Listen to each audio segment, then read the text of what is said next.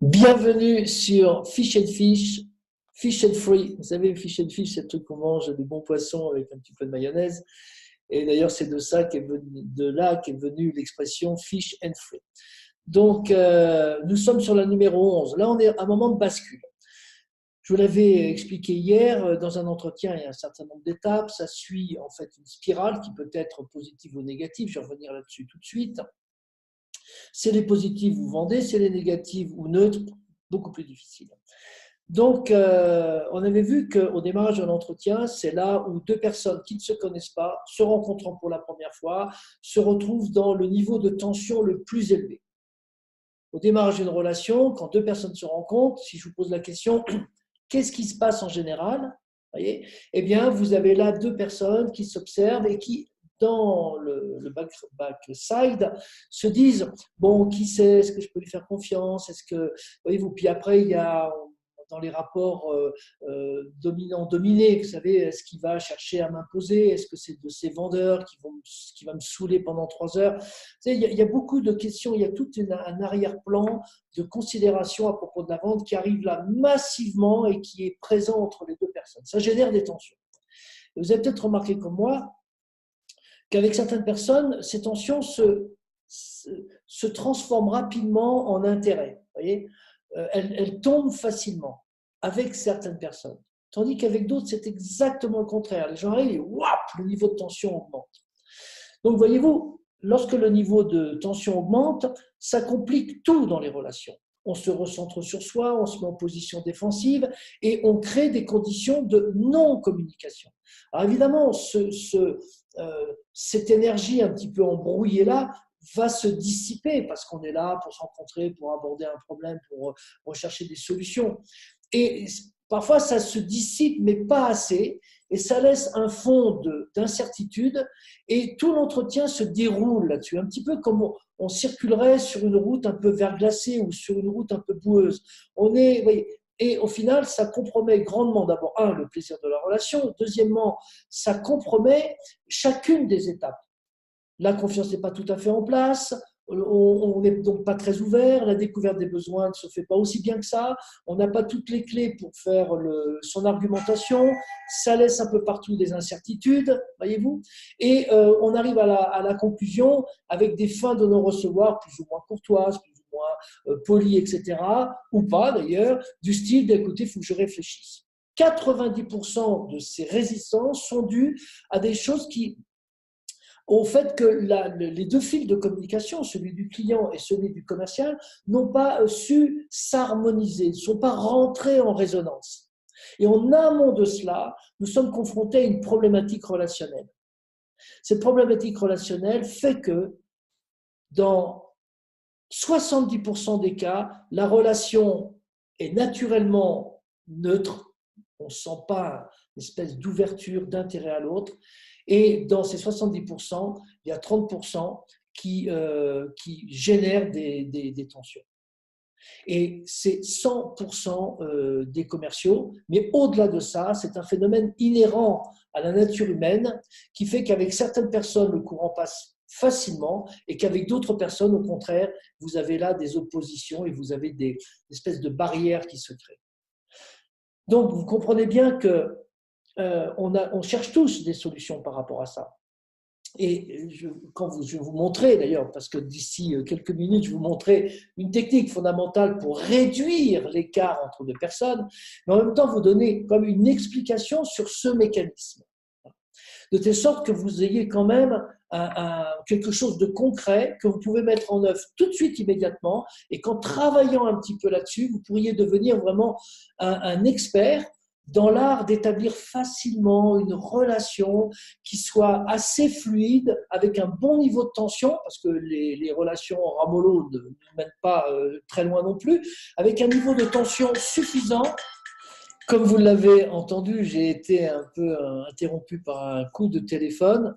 Voyez, hein, je ne suis pas en direct, mais quand même, il y a un certain nombre de règles d'or à respecter. C'est d'éteindre les sources potentielles de perturbation. C'est un petit peu d'ailleurs ce que l'on fait dans un entretien. Vous voyez, on crée des conditions pour éviter d'être perturbé. Ouais. Mais ça, c'est encore un point qu'on abordera dans l'entretien lui-même, et notamment au démarrage d'un entretien. Vous avez parfois affaire à des personnes qui ne gèrent pas très bien leur temps. Et puis toutes les 2 minutes, oui, excusez-moi un instant, vous voyez, tout aussi gentils qu'ils le sont, ça reste quand même un manque de contrôle du processus même d'un entretien qui doit être quand même protégé pour pouvoir se dérouler correctement. Donc, je reviens sur cette notion de comment on peut développer une aptitude, voyez-vous, à établir des relations adaptatives, sachant que chaque type de personne développe une façon de faire en termes d'information, en termes de gestion du temps, en termes de gestion du stress également. Vous avez je dis ça parce que vous avez des personnes pour qui le temps est très important et d'autres pour qui le temps n'est pas très important. Vous avez des gens, quand ils sont stressés, ils réagissent tout de suite, ils vous rentrent dedans.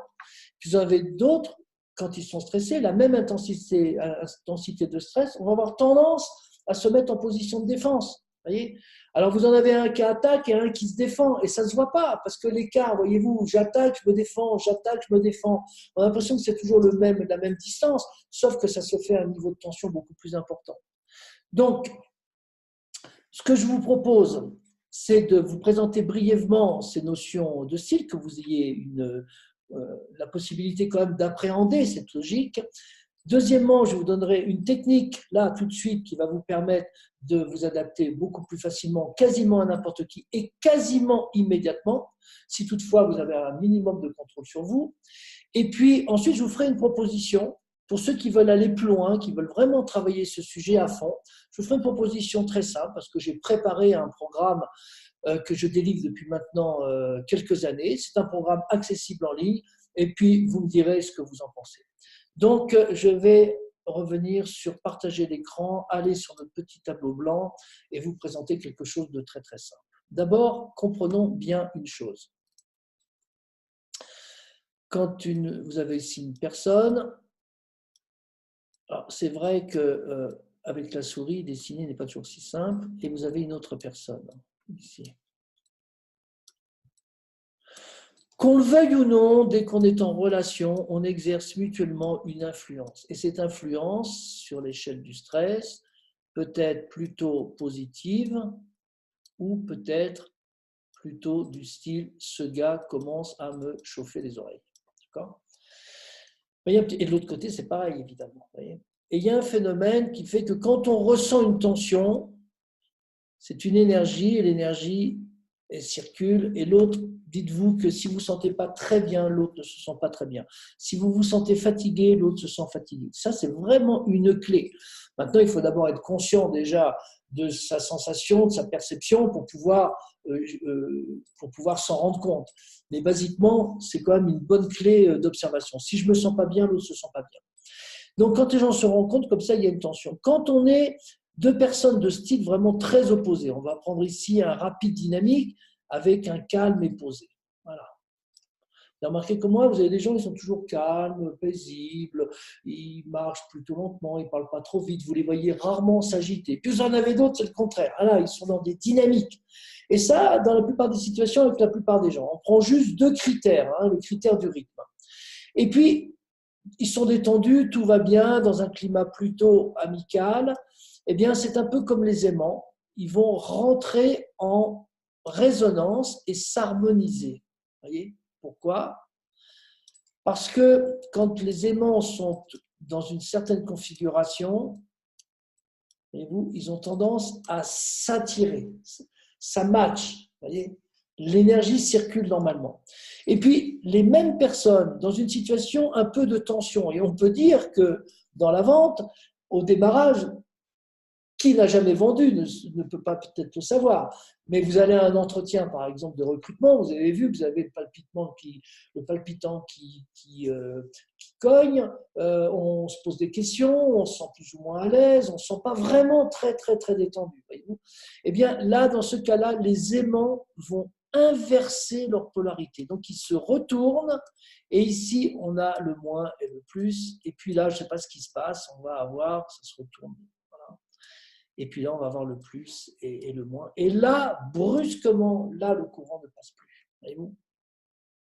Imaginons qu'il existe une technique qui permettrait de maintenir le fait que l'énergie va pouvoir bien circuler et de maintenir une certaine résonance harmonieuse. Imaginons que nous, commercial ou n'importe quel individu, devant commencer un entretien avec un certain enjeu, puisse le faire facilement. Voilà. Outre le fait de respirer, c'est très connu, on connaît le truc, mais on ne le fait pas. Ah oui, je sais, il faut respirer. Oui, mais tu ne respires pas. Ah oui, je sais, il faut sourire. Oui, mais tu ne souris pas. Le fait de savoir n'a rien à voir avec le fait de faire. Vous voyez ce que je veux dire? Même le gars qui sourit, qui est détendu, il n'est pas forcément conscient qu'il est en train de sourire et qu'il est détendu. Donc, outre le fait de respirer, la technique fondamentale, c'est comment on fait pour prendre une longueur d'onde qui est comme ça, une fréquence, vous voyez, et puis quelqu'un qui est comme ça. Si on ne fait rien et qu'il se rend compte, ça va faire un choc ici. Vous voyez, ça fait une confusion. Et s'il y a une confusion, on descend sur l'échelle du stress. Et quand on opère à partir de l'énervement, par exemple, on va avoir un mode plutôt d'attaque, un donner-tort pour avoir raison. Si au contraire, on est tombé un peu plus bas, un peu dans la peur, la crainte, on va se mettre sur la défensive. Là, on va subir, voyez-vous. Voilà. Ce n'est pas une bonne condition pour mettre en route le processus de communication basé sur l'écoute, l'affirmation de soi bien équilibrée. Voyez. Donc, comment on pourrait réduire ça? Eh bien, vous pourriez le faire avec moi là maintenant. Mettez-vous face là, mettez votre main là, comme ça que l'on voit, et suivez ma main. Mettez-vous exactement dans le même rythme. Là, je suis obligé de le faire un petit mouvement. Voyez. Maintenant, si vous êtes dans le même rythme avec moi, allez, faites-le. Allez, c'est pas grave qu'on vous regarde. Allez, vous vous mettez dans le rythme. Maintenant, si je change d'un seul coup, voyez, comme ça, d'une façon aléatoire, c'est perturbant. Si au contraire, même si je change et que je garde mon rythme assez longtemps, vous allez rentrer en résonance avec ce rythme-là. Ça s'appelle la synchronisation. L'art de se mettre dans la même longueur d'onde. Voyez-vous? Et comment, pourquoi c'est si simple? Il faut juste l'observer et de se mettre dans la même longueur d'onde. Et quand vous faites ça, vous êtes obligé de faire quoi? Première étape, vous êtes obligé de vous focaliser sur l'autre. Première condition de l'écoute, se focaliser sur l'autre. Vous n'êtes pas en train de vous préoccuper de vous, vous focalisez sur l'autre. Et puis, qu'est-ce que vous faites derrière? Vous vous mettez à danser avec lui, vous vous adaptez. Vous n'êtes pas en train de changer vos pensées, vous n'êtes pas en train de changer votre personnalité, vous êtes en train de chercher le bon registre parce que quand deux personnes sont sur la même longueur d'onde, fondamentalement, vous savez comme moi, que la communication va pouvoir circuler, va pouvoir s'établir. L'information va pouvoir passer. Donc c'est une attitude déjà de respect, une attitude de bienveillance, c'est tactiquement extrêmement puissant, vous vous mettez en relation avec l'autre. Et bizarrement, après, eh bien, vous avez les rituels de base, bonjour monsieur, on s'est téléphoné, etc. C'est simple, vous êtes focalisé sur l'autre. Et dès lors où la tension de relation commence à se synchroniser, eh bien, vous avez la coopération, le dialogue, la communication qui va se mettre en place. Donc cette technique dont je vous parlais, c'est la synchronisation. Donc, normalement, je la donne à la fin du programme. Voyez, mais on n'a pas besoin d'expliquer quoi que ce soit. Vous synchronisez sur quoi? Sur l'attitude, sur la position, évitez les frontales comme ça, faites en sorte de créer un angle. Vous voyez, comme ça, la résultante, elle est à l'extérieur. Vous n'êtes pas en train d'entrer en résonance négative. Vous allez vous synchroniser sur le look. Je ne sais pas, si vous allez dans une entreprise où personne n'a la cravate, n'ayez pas de cravate. C'est plus facile de l'enlever d'ailleurs quand on en a une que quand on n'en a pas. Donc, ayez une cravate, mais si vous vous rendez compte de ça, au deuxième entretien, vous vous adaptez. Également, si vous allez vendre, je me souviens d'une fille patronne d'hôtel, qui voulait inviter un club de moto. Mais c'était une motarde. Elle est arrivée en moto, elle est arrivée en tenue de motarde. Et bizarrement, comme le courant passe. Et moi qui étais avec mon petit costume cravate et les petits souliers, les mecs, ils me regardaient un petit peu de travers. Pourquoi? J'étais trop décalé. Voyez, au contraire, si j'arrive un peu trop décontracté dans un endroit où on a coutume de porter le costume cravate, c'est idiot de ne pas porter le costume cravate. Pourquoi? Parce que ça décale, voyez-vous. Après, on va avoir le rythme. On peut se caler sur le rythme. On peut se caler également sur la gestuelle de la personne. Quelqu'un qui a les bras croisés, pourquoi ne pas croiser les bras? On dit oui, mais vous savez, c'est une forme de fermeture. Ben, c'est normal au départ, on cherche son confort. Voyez, ben, vous vous synchronisez sur la personne. Il n'y a pas grand-chose à faire. Mais en le faisant, il y a un aspect magique que la longueur d'onde, lorsque les longueurs d'onde s'harmonisent, brusquement, la communication se met en place. Ok, nous allons faire un autre schéma. Le schéma va être le suivant. Est-ce que je peux la monter, voilà. Nous allons faire un autre schéma pour vous présenter quand même les deux grands axes. Voilà. Je ne vais pas les démontrer, hein. Simplement, j'espère que jusqu'à maintenant, les informations que je vous ai données étaient à la fois de bon sens et vous pouvez les vérifier par vous-même. Continuons dans cette direction-là. Des gens qui donnent l'impression d'être rapides, dynamiques, et des gens qui nous donnent l'impression d'être plutôt calmes et posés. Voyez, ça ne veut pas dire que de temps en temps, celui-là ne peut pas se calmer et celui-là ne peut pas s'énerver, mais il passe 80% de son temps, voyez-vous, dans cette zone-là, ou dans cette zone-là, ou dans celle-là, ou dans celle-là. Voyez, c'est là où il a sa zone de confort, si vous préférez. Donc, j'efface le dessin nouveau, je le refais. Voilà. Donc, rapide, dynamique, calme et posé. Et là, vous avez des gens qui expriment les émotions, qui communiquent beaucoup, vous voyez. Ils expriment, ils envoient plein de signaux. Et ça, d'une façon naturelle, ils ne font aucun effort pour ça. Et d'autres personnes, au contraire, elles, peu de signaux, peu de gestes, proche du corps, peu de mimiques, vous voyez, donnent l'impression d'être un peu froid, distant. Alors que ceux-là peuvent donner au démarrage l'impression chaleureuse. Alors, je vous donne un exemple. Vous voyez, le gars, il arrive, ah oui, bonjour monsieur, comment allez-vous, etc. Et l'autre, il est plutôt dans un registre calme et posé. Vous voyez, il se méfie tout de suite, il dit, oh, celui-là, c'est un vendeur. Donc, la synchronisation, c'est on va synchroniser sur le comportement de l'autre. On va, comme si on voulait parler son langage. Et vous savez comme moi que le langage non verbal, on va faire MV, voyez-vous, quand quelqu'un est ici, voilà, vous parlez avec lui, 90% des informations qu'il va émettre, voyez-vous, c'est du non-verbal. Quand on synchronise, c'est comme si on disait c'est son code d'accès, c'est son mot de passe, c'est sa fréquence, on se cale dessus. Le plus simple, c'est de se synchroniser. Donc, voyez-vous, imaginons un gars qui est ici, rapide, dynamique, voilà, plutôt dans Exprime, et vous avez quelqu'un que nous, on a appelé un pionnier, mais évidemment, on peut lui trouver tous les noms qu'on veut. L'écriture n'est pas terrible, hein, le pionnier. Et tous ces comportements, il est dans ce registre-là. Bien sûr, il a expérimenté un peu tous les comportements, évidemment, mais c'est là où il a sa zone de confort. Voyez, et quand il est dans sa zone de confort, le gars, il est content. Il ne se dit pas, ah tiens, je suis dans ma zone de confort, je suis content, mais il est bien simplement.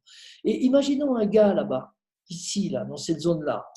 Il donne l'impression d'être froid, distant, il est calme et posé. Voyez-vous, c'est un autre style. Et cette personne-là, quand elle est dans sa zone de confort, elle est contente. Quand elle est contente, elle n'exprime pas comme ça. Elle exprime, elle est contente intérieurement. Lui, il est content, puis ça a tendance à se voir à l'extérieur. Et lui aussi, il a expérimenté tous les comportements, voyez, et toutes les émotions. Mais là où il a sa zone de confort, c'est ici. Voilà. Alors, je vais changer de couleur maintenant. De temps en temps, il faut changer de couleur. Je ne sais plus comment on fait. Je vais prendre du bleu. Alors, imaginons, lui, là, il rentre brusquement en contact avec celui-là. Par exemple, ce style, par exemple, a tendance à s'y prendre au dernier moment et à être rapidement dans l'urgence. Et lui, il n'aime pas du tout être dans l'urgence. Il aime bien anticiper. C'est comme ça, c'est son style, c'est son mode de fonctionnement. Lui, il s'y prend au dernier moment, arrive dans son bureau, évidemment, il va lui dire « Ah, Georges, excuse-moi de te déranger, mais tu sais, je t'avais dit que, et j'ai besoin que tu me prêtes le dossier numéro 22412. » Vous voyez ? Alors, qu'est-ce qui se passe à ce moment-là ? C'est que lui, il est sorti de sa zone de confort. Vous voyez ? Ça va trop vite, c'est trop de mouvement, c'est trop rapide, c'est trop immédiat, il n'a pas eu le temps de se préparer, il déteste ça en réalité. Vous voyez ? Et ça le met immédiatement mal à l'aise. Voilà.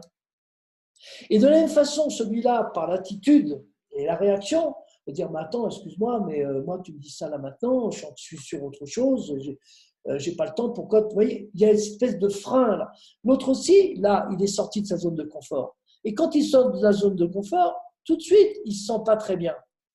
Et c'est là que tout se passe, voyez-vous, que vous et moi devenons stupides. C'est qu'au moment où ça se produit, et quand on se sent bien, on ne se dit pas qu'on se sent bien. D'ailleurs, on ne réagit pas au positif. C'est naturel d'être en bonne santé, c'est naturel d'être bien. Vous voyez, on se le dit pas. C'est pourquoi d'ailleurs, quand les gens font des choses de bien, on leur dit pas non plus qu'on est content qu'ils aient fait des choses de bien. C'est tout le drame du management. Vous voyez, c'est un mécanisme qui est commun quasiment à tous les êtres humains, qu'on soit en Chine, en Afrique, qu'on soit aux États-Unis ou en Europe ou en Bretagne. Hein, c'est pareil, c'est un mécanisme universel. Donc, une fois qu'il n'est pas bien, ben, il a besoin de comprendre pourquoi. Et à votre avis, c'est quoi la première raison qu'il a à se mettre sous la dent? La première raison, s'il ne se sent pas bien, c'est la faute de l'autre. C'est la faute du gros mou, là, vous voyez? C'est de sa faute. C'est un mécanisme de défense. C'est très difficile d'assumer la responsabilité d'un état négatif. Alors on cherche une explication, on la cherche à l'extérieur. C'est le drame du racisme, c'est le drame de l'incompréhension, c'est le drame de l'intolérance. On ne supporte pas l'inconfort.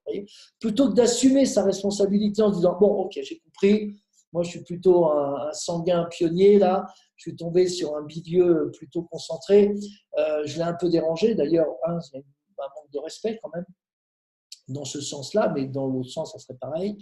Donc, une fois qu'il ne se sent pas bien, eh ben là, il va porter un jugement.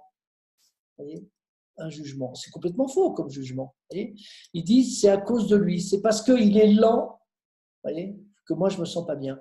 Donc, qu'est-ce qu'il va être tenté de faire pour corriger ça?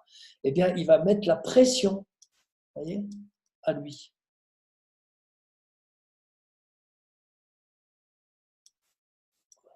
Bon, il manque d'entraînement là. Il va mettre la pression. Et donc maintenant, mettons-nous de son côté à lui. Lui aussi, il est sorti de la zone de confort. Lui aussi, il n'est pas très bien. Eh bien, lui aussi, il a besoin de comprendre pourquoi. Et évidemment, c'est à cause de l'autre m'as-tu vu, là, l'autre tout fou qui débarque dans son bureau. C'est pour ça qu'il n'est pas bien. Et il commet la même erreur psychologique. Voyez-vous ? Il met à l'extérieur la raison du fait que lui n'a pas suffisamment de contrôle et de maîtrise de son espace et de maîtrise de sa communication pour pouvoir gérer cette interruption. Donc, il fait porter le chapeau à l'autre, voyez-vous. Et il porte lui aussi, il porte un jugement opposé. Et il va lui mettre la pression à sa façon. Il va lui dire, moi, je vais le ralentir, je vais le calmer, je vais parler lentement, je ne vais pas lui répondre tout de suite. Mais lui aussi, une stratégie de correction. Mais qu'est-ce qu'il veut faire? Il veut corriger l'autre. Vous voyez? Lui, qu'est-ce qu'il veut faire? Il veut corriger l'autre. Et ici, il y a toute une zone de tension énorme. Et plus il y a de la tension, plus ça renforce son style. Plus il est pionnier. Et lui, plus il y a de la tension, plus il est expert. Et on arrive parfois à des ruptures. Alors, sur le plan social, on garde une apparence de relation, mais intérieurement, on garde une trace en disant « Oui, ce type, il est insupportable, je ne peux pas travailler avec lui, etc. » Et ça s'accumule, vous voyez, et ça réduit évidemment la qualité de la relation avec la personne. Il y a des gens qui divorcent pour ça. Il y a le nombre de drames entre le manager et le manager, c'est énorme, dû uniquement à cause de ces écarts de style social. Eh bien, figurez-vous qu'il y a une possibilité, d'une part, de bien comprendre son propre style, de bien comprendre ses stratégies en matière d'information, en matière de gestion du temps, en matière de gestion de son propre stress, de bien comprendre quels sont ses besoins fondamentaux, voyez-vous, et en les comprenant, eh bien, on comprend aussi ceux des autres styles. Et une fois qu'on est capable de positionner, de comprendre son style et de bien comprendre celui des autres, il est beaucoup plus simple de mettre en place des stratégies de communication qui vont permettre, de réduire les causes de conflits, voyez-vous, de mettre en place une harmonisation, une bonne résonance avec le style de l'autre et de créer des conditions pour dialoguer d'une façon vraiment constructive. Et derrière, évidemment, l'action en est d'autant facilitée. Donc, il y a, alors je ne peux pas vous expliquer tout ce processus, vous donner toute cette connaissance et toutes les techniques qui vont avec, comme ça, là, dans une vidéo de 15 minutes, de 15-20 minutes. Par contre, j'ai vu 42 minutes déjà. Vous voyez, on a passé du temps ensemble. Donc, pour les personnes qui sont intéressées à vraiment plonger dans les coulisses derrière les coulisses et de se faire une idée très concrète, presque technique, presque mathématique en fait, de leur style et de voir, d'abord d'avoir des prises de conscience par rapport à ça, de pouvoir évaluer aussi leur environnement en termes de comportement et de pouvoir mettre en place des stratégies comportementales qui vont leur permettre de s'adapter beaucoup plus facilement, avant se préparer, pendant s'adapter et après coup corriger, mais pas corriger en faisant porter le chapeau à l'autre, corriger en comprenant ce que nous pouvons faire dans ce circuit pour pouvoir l'améliorer. Donc, d'élever son niveau de responsabilité, d'élever son niveau de causalité et donc d'élever sa capacité, dans des proportions extraordinaires, sa capacité d'influence. Donc, pour les personnes qui sont intéressées à aller un peu plus loin, que le sujet passionne aussi et qui voudraient se doter d'armes supplémentaires, de mettre quelques cordes supplémentaires à leur arc pour pouvoir toucher plus facilement et être plus efficace dans leurs relations, je vais laisser un lien qui vous conduit à une proposition. Voilà. En tous les cas, ce que je peux vous dire, c'est que c'est un programme que vous pouvez faire d'où vous voulez. C'est un programme qui est accessible en ligne. Vous inscrivez, vous réglez, et ensuite vous êtes directement de l'autre côté. Et je vous dis que dans 1 heure, 2 heures, vous allez disposer de clés assez étonnantes. Enfin, en tous les cas, moi, je peux vous dire que ça a changé ma vie quand j'avais 32 ans. J'étais plutôt ici, là, et j'avais beaucoup de difficultés avec cela. Et je ne comprenais pas pourquoi. Franchement, ça me faisait terriblement souffrir. Et partout où j'avais des problèmes, c'était toujours avec ces gens-là. Du jour où j'ai compris les sites sociaux, ça fait tomber 80% des causes de mon stress relationnel. Il y a le stress financier, il y a le stress du travail, il y a le stress relationnel. C'est un stress qui est très au cœur de tous les autres stress, en réalité. Et ensuite, eh bien, je l'ai incorporé dans mes programmes de formation. Et aujourd'hui, je ne peux plus faire une formation en négligeant réellement d'amener les gens à la conscience des styles comportementaux. En tous les cas, pour ceux qui ça va intéresser, vous allez vraiment passer un moment absolument passionnant et retrouver de la liberté dans vos relations. Très bien. Donc, je vais terminer là-dessus. C'est donc là où nous en sommes. Nous allons finir cette fiche, qui est la première fiche sur la préparation. On verra qu'il y a d'autres aspects à la préparation d'un entretien. Et je vous apporterai la prochaine fois le travail sur la préparation technique. Qu'est-ce qu'on doit avoir et comment on doit se préparer pour créer des conditions maximales de se sentir vraiment en confiance avant même le démarrage de l'entretien.